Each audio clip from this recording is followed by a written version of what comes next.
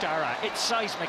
Are the National League champions, they're Leinster champions, they're All-Ireland champions, everybody's favourites to win everything around them. Can they get a goal? There is no way through. Still there's no way through. Durkin with the quick hands. Donegal not going to concede a goal today. Ryan McHugh, those 2 minutes are gone.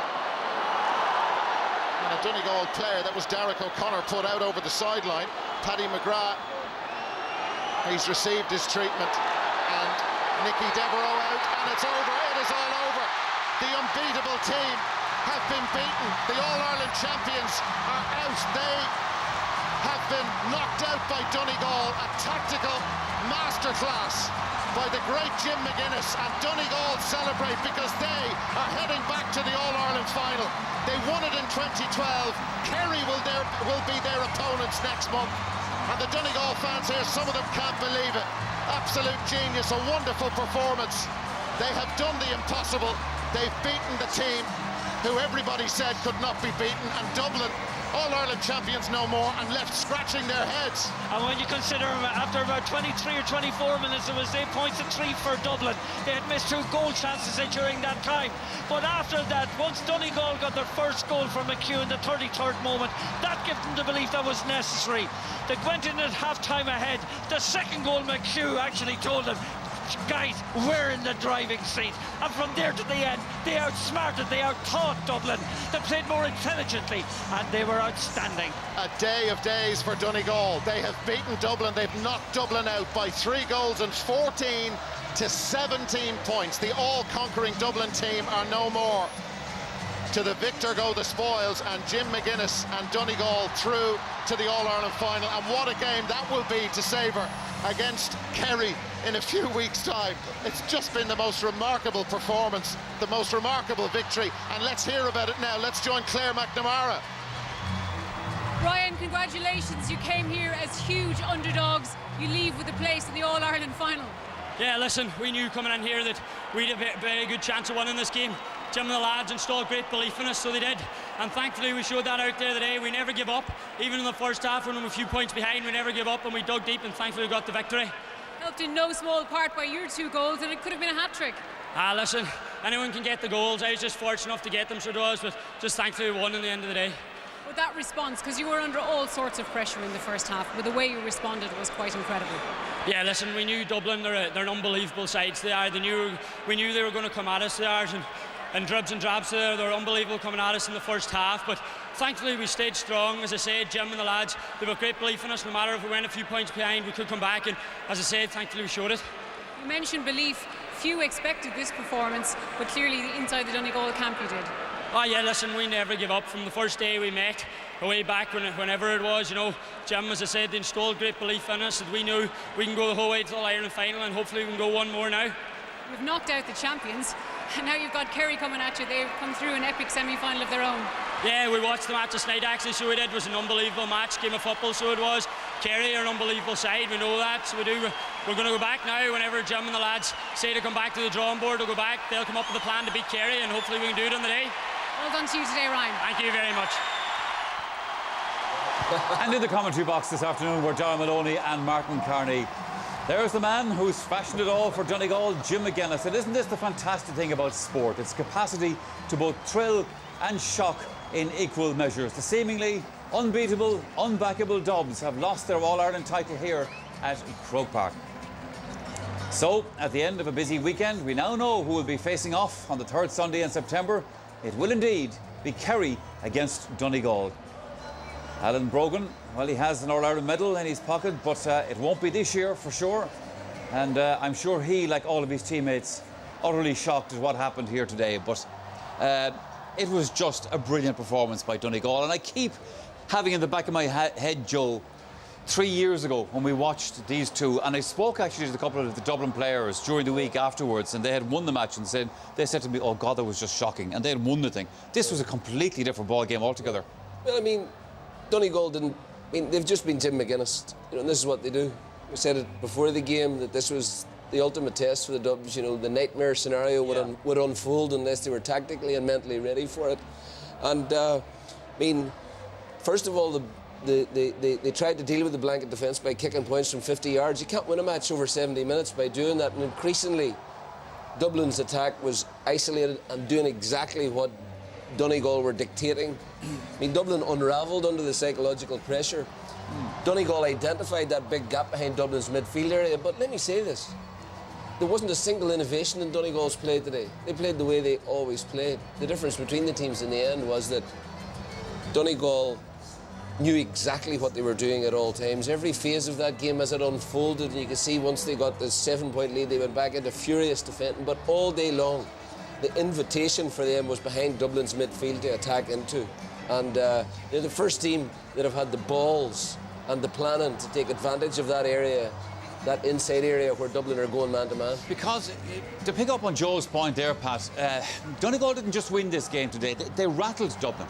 Because Dublin were kicking desperate shots in the end, wides and sort of half chances and all that sort of thing, which has not been like them, obviously, over the last 2 years. I mean, first of all, Michael, 3 years ago we were here and we ridiculed the game and we ridiculed Donegal's game plan. The following year they came back and altered their game plan to a more positive attacking and they won in All-Ireland. Last year, they were humiliated by Mayo. They walked off the field in that quarter-final. You said, I'll never see that team again.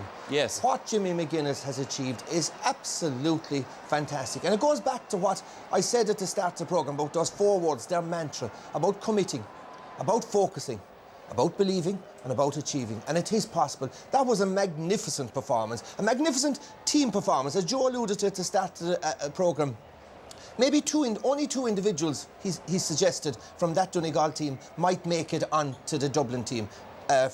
Frankie McLean and Michael Murphy. Yeah. This was about the collective. This was about a team playing with belief in their system, with composure. But lads, as a manager and as a trainer, you would love a bunch of players like this, because what you see is what you get. Commitment, heart and no little skill. They were brilliant today and well done to Donegal. But look, at the start of the year, would anyone have predicted that Kerry and Donegal would be in this year's All-Ireland football final? Would you, Colin?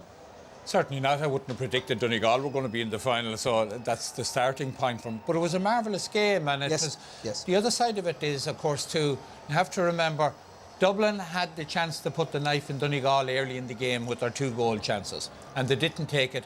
And Donegal got a serious boost from that. And I think Joe identified attacking behind midfield. Yeah. And I think that the second half, the kicking out of Paul Durcan to Neely Gallagher was central to Donegal winning, because Gallagher either caught or broke ball down to advantage. Ryan McHugh terrorised the Dublin defence because he was running from deep. And another young man that I didn't think would have an impact on the game, Oran McNeilis, in his first real season, I thought he had an excellent game as well. So Donegal grew into the game, got better and better and better, and what we said at half-time, this was going to be an examination of Dublin's character. I don't think Dublin failed an examination of character, but Donegal played outstanding football. Well, they did, and let's hear about that outstanding football that they played from inside the camp. The Donegal manager, Jim McGuinness. First of all, Jim, many congratulations to you through to the All-Ireland final, and we've been just marvelling at your performance here in studio. You must be absolutely thrilled with your players. Thanks very much, Michael. Yeah, we're delighted. I suppose we came with a game plan, and you know, in fairness to the lads, they executed to the letter of the law, and just very, very proud of them, as I have been for the last 4 years, regardless what the result would have been today.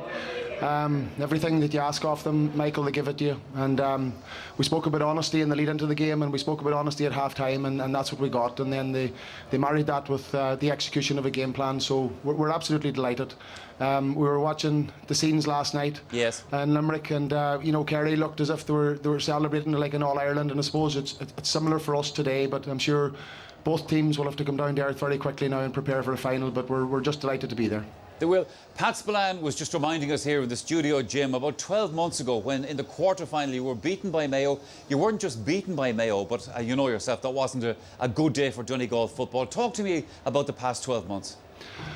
Well, I suppose there was a lot of soul searching done, to be honest with you, Michael, and it was a tough situation to be in. But one thing you can't fault is these lads' character, and I suppose we had a few very tough and I suppose serious meetings at the beginning of the year, and the question was asked of the boys, what did they want to do? What did they want to be remembered for? And I don't think any of them wanted to be remembered for a 16-point defeat to Mayo. So they've turned that around very, very well. Our preparations were really good going into this game. Our focus was really good going into the game. I felt this morning we were going to deliver a big performance. I suppose 10 or 15 minutes into the game, you would have thought that Dublin probably wouldn't have been held today, but the character that they've shown has been incredible, and as I said earlier, I'm just privileged to be working along with them. Let's reflect on that particular point, Jim, because Dublin got off to a great start. And Joe Brawley was beside me here, was saying to me, this is what Donegal do to you. They'll take the pressure, they won't panic, they'll stay steady, and they will come back. And that's what you did. Yeah, but we came to play football as well, and that was important. Yes, we didn't get enough scores on the board in 2011, and that was our downfall. I suppose we were very early into the development of the team. We'd gone a long journey that year. We'd won an Ulster Championship for the first time in 19 years and got over Kildare in a brilliant match. And it took us to a semi-final, but our development wasn't far enough down the track to be able to compete, I suppose, at that level with Dublin. But the lesson was that we only kicked 6 points, and we tried to marry today a very good defensive structure with a very good attacking one. And for me, that's what sport's all about. And every sport that I watch, that's what it's about. It's not about all-out attack or all-out defence. It's about both. And today we got both of them right. And it gives us an opportunity to play in the All-Ireland final, which is a dream come true for every single child in this country growing up. And we've got 30 players in the dressing room now that will fulfil that dream, and we just want to make sure that we give ourselves the best opportunity possible to go and win it. And just finally, Jim, on that note, for a county like Donegal to be back in an All-Ireland final, this must feel really, really special. Yeah, well, I suppose it hasn't sunk in yet, Michael, but it's going to be a lovely journey home, and the performance of the minors was exceptional as well, and it did give us a great lift in the dressing room when we heard that they won by a point and the scoreline came through. And I suppose Donegal, to have the minor team and the senior team in the All-Ireland final in the one day, it's a very, very special moment, and I'm sure it'll be the same for both sets of players from Kerry. And we know all about Kerry and their tradition and what they're going to bring, and we're just, it's a dream final for us in many respects, to play Kerry in the All-Ireland final. Can you beat them? Well, my opinion on football, Michael, is you can win every single game. And, if your mind is right and your preparations are right, and we believe that we can win that game. We also know that Kerry believe that as well. And, it's about preparation now for 3 weeks and trying to execute our game plan in 3 weeks' time, and may the best team win then. Well, Jim, we were so impressed with your win today. And the other thing about it is that it has to be said, we really, really enjoyed the brand of football that you played this afternoon as well. Congratulations to you. Thanks for talking to us. Thanks, Michael. All right, Jim McGuinness, of course, the Donegal manager. Very happy man this evening, no doubt. Time for our final break of the day. We'll be back with more reaction and analysis right after this.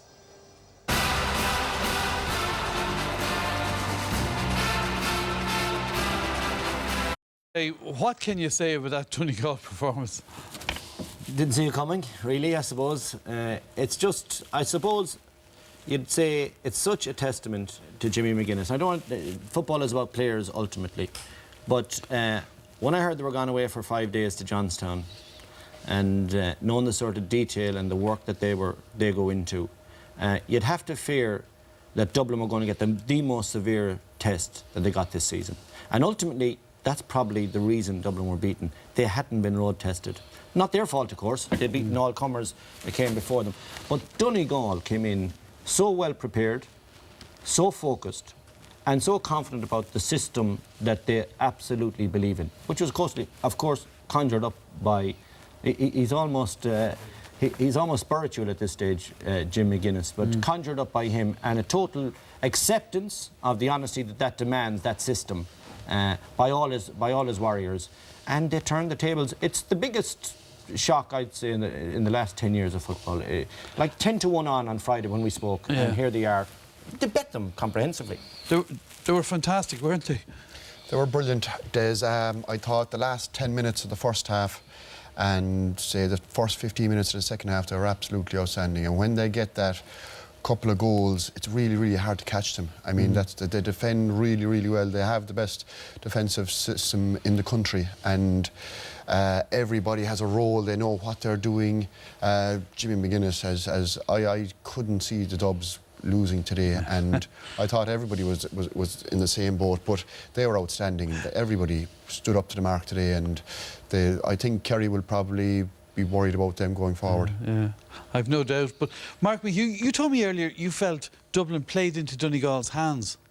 Yeah, I felt, you know, if we look at Dublin's last maybe number of years when they're really playing well, they played with their the zonal defence, and they followed Donegal, their half forwards up the field today, and left the gap for the runners coming through, and it really played into Donegal's hand, I felt, because especially the second half when the space opened up, you know, you had Frank McGlynn, Ryan coming through, Carl Lacey, Michael Murphy, and they had no stopping them.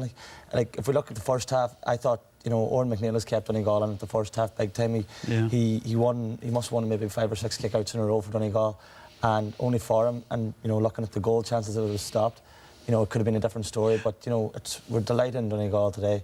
We're so what an achievement, like to beat a team that looked unstoppable, but we did it, and we're in All-Ireland final. Indeed, and not only did they look unstoppable, Kevin, but the way they started, Dublin were brilliant at the start, and we were sitting there going, they've beaten the blanket defence. Yeah, well, of course, there's 2 teams in it, so it's not all one-way traffic. Like Dublin have been analysing what Donegal are about and how to beat the blanket. They set up brilliantly and really took it to Donegal. We're outlining now the sort of defence Dublin had to cope with, and they decided that shooting from distance was the way forward. Donegal, of course, had decided no goals under any circumstances. Now, the only issue I have with this is, now this is magnificent, so like I'm really pinching for scraps here, is these are sliced efforts from distance, serious technique, high risk. Generally speaking, when your confidence is lower, the return drops dramatically. But of course, confidence was very high at that start, and they got into a great position. We'll talk later about the 2 goals they missed that would have completely crowned this opening quarter for Dublin. But when you, I suppose, live by the sword, there's a possibility you'll die by the sword. And these shots then, these slicers, I've talking about them for years, they're magnificent and they're inspirational when they go over, but they're very high-risk shot selection. And essentially, when the real pressure came on the second half, that started to really hurt Dublin, because that execution fell away for them.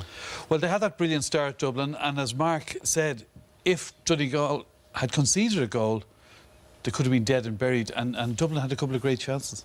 They did, Des. They had a couple of great chances in the first half. Dublin played like a team that felt that they had an extra gear in them all the time. You know, it was in the first half there, if Dublin went ahead, I mean, they had 2 great goal chances here. If you see it here, the pass was just a little bit behind him, you know, and Bernard Bogan was trying his best to get back to it, but a small hand pass, if that was ahead of him, that was a goal. And the Dubs, when they go ahead, it would probably have forced Donegal to come at him more. These were happening, Des, when I suppose Dublin were on top for that period in the first half, and they just broke down the defence twice. They got through, and I suppose they created those goal chances, and that's something that Kerry will be looking at going into the final, how to break down this defence, because it is, you don't get too many chances, and in fairness to the Dubs, normally they do take it. I mean, Dermot Connolly didn't do much wrong there. I mean, it was a great save, but their 2 chances probably turned the game, really, you know, because Donegal finished really strongly at the end of that half, and came out at the second half really strong as well, so it was a turning point, of definitely. course, so no, Donegal get the goals where Dublin didn't. Take us through the goals then. Well, we were talking that Donegal will stop them and get the goals. We didn't expect them to get so many goals themselves, and the first one is just, you know, it's the effort by Michael Murphy to dislodge it from Stephen Cluxton and then dislodge it from Mickey Fitzsimons, but the effort from Ryan McHugh to get up to the pitch of that long ball is sensational. And we're going to have a look at him here, put the old light on him, and just watch the way he loses his marker with a late run, and the late run into the box, the most dangerous run in all sport, all different types of sports. And he gets a little bit of luck that he absolutely deserves, because he got himself into the position to pull the trigger close to goal against Stephen Cluxton, slips in under Rory Carl's legs, goal. And Tomas, up he pops again for the second goal. Yeah, it was a great goal, Des. I mean, if you look at it, he made this run from well back, and the way the Dublin defence got sucked over to one side and left him on his own, and he had a lot of work to do when that ball came across. I thought he placed it really well, because Cluxton was very close to stopping it. But if you look, I think the Dublin defence match man to man. You know, they don't have fellas dropping back like the Donegal team does. They kind of just go man to man, and I think if Dublin had I think they were a bit naive defensively. They didn't have enough guys back throughout the game, and I think Donegal really showed the holes in it. And you see here where there was a gaping gap right down the middle. He was just let loose, and great vision to throw it across him. And as I said, he really finished. He had a lot of work to do to finish that off. It wasn't just a handy tap in. He had to place that, and he took it brilliantly. Yeah, and Mark, then the non-McHugh goals go by Colin McFadden. Yeah, again, like what I was saying there a minute ago, like where Dublin left the gaps at the back. We see the breaking ball, and look, the half-back line's not even there. Neil Gallagher gets it to Owen McNeill is here, who finds Colin brilliantly, who solos or bounces dummy in and finishes off his right foot, which he's brilliant at. He actually did it against Derry a few years ago up in Babelfay. But you know, if you just see the space here we were chatting about earlier on, they left their whole half-back line, you know, I just way up the field, isolated, and Donegal could run in numbers. Look, there's 4 men here, and any one of them could end up getting the goal. So, you know, Owen's a great pass across to Colin, who rounded Cluxton brilliantly and finished it in. Do you know what interests me, Kevin? Like Mark made the point about Dublin wing backs bombing forward, etc., and there was space then for Donegal to exploit. Do you remember Dublin let in 5 goals against Meath? And Pat Gilroy kind of reappraised and put greater emphasis on defence rather than attacking defenders. He decided he was going to shore up the defence, and backs were going to be backs, as they might say in the old days, and that they were going to hold their positions. And lots of teams do that. Kerry did that very successfully last night as well. They hold the position, it's less attritional because you're not pushing up on a very high line, and you know the physicality that requires often means you can't recover. But you have to say to the Donegal backroom team that spotted that there was oceans of room in behind the midfield when their half-back bombed on. That was very, very clever, and all they needed then was runners either side. Durkin's kick-outs were brilliant. They were top, very good. They were top class. You know, he could see, he just had them straight down the middle, and they get the space opened up. Well, the other group who have to get so much credit, the Donegal defence, all 13 of them, but the structure in which they held it and made it so difficult, and you were really impressed with the pressure, Tomas, they applied. I think the system they have, it's just, I think they have 6 defenders that go man on man, and then they have 3 more that maybe follow the ball and put heat on the ball. They were outstanding today, Des. You know, I mean, I questioned Donegal earlier on this year after the league final, and they're getting better. Every game they're improving every single day, and it's based on this defence. They were so hungry, every single one of them, and they're not only happy to do their job, but they come out and they support, and it's very, I mean, fellas say that it's not great football to watch and all that. I find it fascinating to watch the way they work. I mean, every single person knows exactly what to do, and they break up that field, and this I thought was a brilliant score. Everything, they turned it over at the back and they came over, and Frank McGinn, brilliant score. I think it's a really, really hard system to break down, and as I said, like those couple of goals that they got, once they get ahead, it's really, really hard to break them down. I mean, Dublin for the first time I saw today panicking, and you know, I mean, you'd have to say that Donegal have based everything they have on their defence, and it's the strongest part of their unit. They welcome a brilliant tackle or a turnover like a score. The crowd, the Donegal crowd roared. And it must give you huge energy, obviously, to hear that reaction and to feed into that. Like every turnover is chased down like nearly a score. But they're not happy enough with the turnover. They'll go and they'll go into attack, and it's brilliant to watch. Like what about the fitness levels this year compared to a couple of years ago? Are they stronger? As strong? I would say they're just, you know, they're strong. You know, the boys have trained very hard over the last number of months. You know, it's probably it's in their legs, and you know, when you get out in front of a field on a warm sunny day, that's when you want to be playing, and you know, they give it everything today. And at the end of the game, you know, come 15-20 minutes, I couldn't see no other winner but Donegal. Yeah, I knew myself, you know, like they're not going to. Dublin couldn't break us down at all.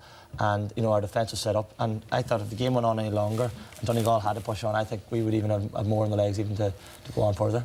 Dublin full forward line were really the quietest day I've seen them in a long time. John, it was 2.5 hours that kept them in the game in the first half, but Alan Brogan and Bernard Brogan and Owen O'Gara were really quiet today. And the bench, no fault of the Dublin bench, but the bench that you've been praising all year when they came in, but there was no space for them or no room for them. Again, the circumstance, the dynamic of the game changed dramatically. They were now coming into a situation where where the team were 5, 6, 7 points down. And as I said to you earlier on, the pressure that brings on to you, you know, when you're shooting at the goal, with the pressure on, it's the width of a door. When you're shooting, when you're in great confident mood and 7-up, it's the width of the end line. That's the reality for every one of us that played there. Pressure is a killer, and they were coming into a game that had completely different circumstances. And you could see, I could see, like I was in the stand, like the Dublin supporters were right on the back of every Dublin player. Any mistake at all, they were giving out, and they were just getting so frustrated, which probably led on to the field to the players as well. Okay then.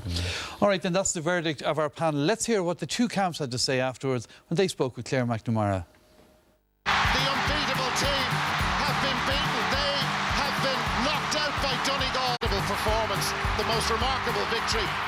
It was brilliant to come out, especially coming in as underdogs, and all the odds were stacked against us, and I suppose it makes it a small bit sweeter that way. Who would have thought? Who would have predicted this? It's just absolutely shattered bodies in here from one to right through to third to management and everything. So to say it was a phenomenal effort, but we'll count for Jack all really if we don't go on and give a good performance and good account of ourselves in the final. Ryan McHugh is screaming for it. McHugh is in after a goal again. Donegal have a new hero. Just came up against a better team on the day. You have to tip your hat at Donegal. Fantastic performance by them, and we were very disappointed.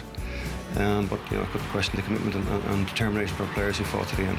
Dublin are always going to come out strong. The consistency they've shown throughout this last number of years. They're all Ireland champions for something, and the consistency they've shown was something that every team around the country has envied. First 20 minutes it took us a while to settle down, and we weren't closing them down as well as we should have been. And I think once we got regrouped and got pushing out, they kicked a lot of long range kicks, and once we started to push out on that, I think we started to close them down and put a few scores dead down the other side, so it started to swing our way a little. Michael Fitzsimons can't hang on. Colin McFadden, goal chance. McHugh, goal!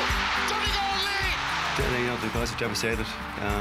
They're a very ambitious group. They didn't look beyond today's game, and credit to them. They were very focused on the challenge that Donegal posed for us, so they're all very disappointed. A day of days for Donegal. To the victor go the spoils, and Jim McGuinness and Donegal through to the All-Ireland final. I suppose in many respects it's a dream final for us. It's an opportunity to play Kerry and Croke Park and a sea of green and gold, I suppose, and it's something our players will definitely relish. And I was looking at the scenes last night, and it was inspirational, the game itself and the way Kerry came through, so we're looking forward to that. The game was underdog, so it was. It's a phenomenal Kerry side with great tradition. Once they had Croke Park, once they had the All-Ireland series, they're a phenomenal side. So as I say, we'll have a work cut out again for us, but all we can do is really prepare the best we can and really try and carry out a performance that'll be, I suppose, do Donegal people proud. All right, then, it's time to name our man of the match from this afternoon. Kevin, who are the nominees? Well, the first nominee is Ryan McHugh, Des. 20-year-old superstar today, absolutely brilliant for Donegal. Played anywhere, played everywhere. Neil McGee, despite the black card he picked up, brilliant performance. Best defender, best fullback in the game, I'd say. And Michael Murphy, the team captain, heroic again, everywhere when they needed him. And a very honourable mention, Des, to Neil Gallagher, who could have slipped into those three as well. Didn't make the cut tonight, but nonetheless, in fact, the vast majority of the Donegal team were outstanding. Okay, not an easy one. I should point out that Mark didn't have a vote, by the way, today. But Tomas, who did the rest of you go for man of the match? We went for Ryan McHugh. Des, he was outstanding from start to finish today. He was very much in the role of his brother. He played that link game brilliantly today. He scored 2-2 from wing forward, and he was just energetic throughout. He had an absolute brilliant game, so well done, Ryan. Yeah. Well, Mark, how often does your brother score 2 goals in a match? Not often at all now, but listen, I'm absolutely delighted for him. I left him up to the bus yesterday, and you could see maybe a wee bit of nerves in him, but thankfully all them nerves he turned into positive action in the field today, and I thought honestly he was brilliant again today. And was it difficult for you dropping him to the bus and even watching today, given you've been in America? Yeah, listen, of course it was difficult. Donegal's in an All-Ireland final now, but I never have any regrets in life, and the decision I made, I just made at the time, and I thought it was best for myself. And I enjoyed my experience in America over at Donegal, New York, and I just listen. I wish the boys all the very best in the final. I'm totally behind them. Yeah, of course, yeah. And let's hear what your brother had to say. Here's Ryan afterwards. Ryan, you're one of the babies of this team, but you certainly played your part today, not least with those 2 goals. Yeah, listen, I am one of the babies, yes, you're right. But listen, thankfully we got the ones with it, we went out there today. we felt we gave a good performance. We did, you know, with the Dubs. So they're an unbelievable team. They've been great All-Ireland champions. They'll definitely be back. We know they will. So we knew it was going to be a very hard task out today, but thankfully we got over the line. Well, Ryan, congratulations on your super performance today. You are the Aircom RT Man of the Match. Donald Donovan from Aircom is here to hand over the trophy. Thank you. Congratulations, Ryan. Thank you. Yeah, well done to him. Well, still to come on a packed programme. The magnificent